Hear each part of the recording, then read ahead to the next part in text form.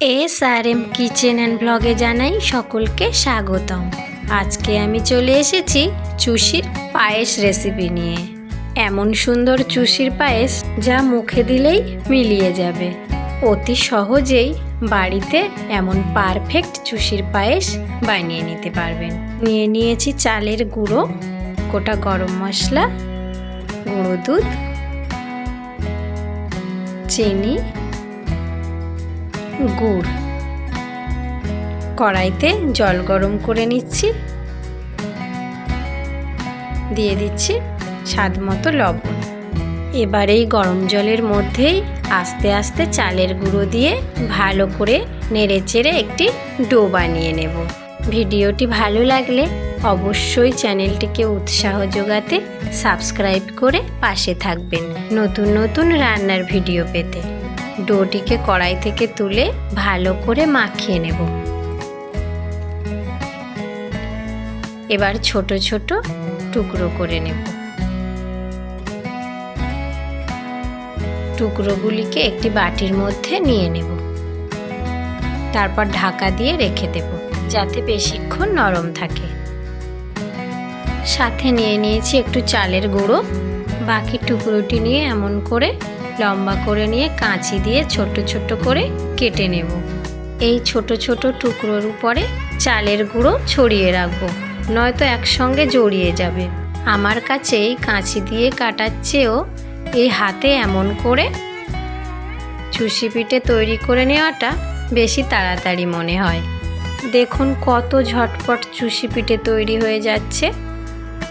অল্প সময়ের মধ্যেই অনেক চুষি পিঠে বানিয়ে নেওয়া যাবে এই পদ্ধতিতে।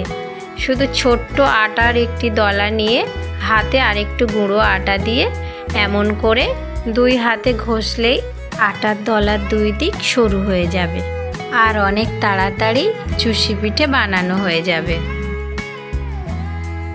আমি আমার বন্ধুদেরকে বলবো এমনভাবে চুষি পিঠে বানানোর পদ্ধতিটি কেমন লেগেছে আমাকে অবশ্যই জানাবেন। আমি এমনভাবেই বাড়িতে চুষি পিঠে বানিয়ে নিই, এতে তাড়াতাড়ি বানানো হয়ে যায়।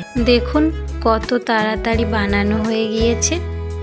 গরম জলের মধ্যে গুঁড়ো দুধ দিয়ে আমি দুধটাকে গাঢ় করে গুলে নিয়েছি। দিয়ে দিলাম দুধের মধ্যেই দুটি এলাচ, দুটি লবঙ্গ আর একটি দারচিনির টুকরো। দিয়ে দিচ্ছি স্বাদ মতো চিনি। ভালো করে চিনিটাকে গলিয়ে নেব। এবার কালারটি ভালো আসার জন্য একটু গুড় দিয়ে দিলাম, যাতে গুড়ের সুন্দর কালারটি চলে আসে দুধের মধ্যে। গুড়টাকে ভালো করে গলিয়ে নিয়ে চুষি পিঠেগুলো দিয়ে দিচ্ছি। সাথে না জড়িয়ে যাওয়ার জন্য যে চালের গুঁড়োগুলো আমি দিয়েছিলাম সেগুলিও দিয়ে দিলাম। আপনারা কিন্তু বেশি চালের গুঁড়ো দেবেন না, তাহলে খুব গাঢ় হয়ে যাবে দুধ, পায়েসটা অতটা ভালো হবে না। পুরো পায়েসটাই আমি উনুনের হালকা ঢিমে আঁচেই বানিয়ে নিয়েছি। আর দেখুন কত সুন্দর পারফেক্ট চুষির পায়েসটি বানানো হয়েছে।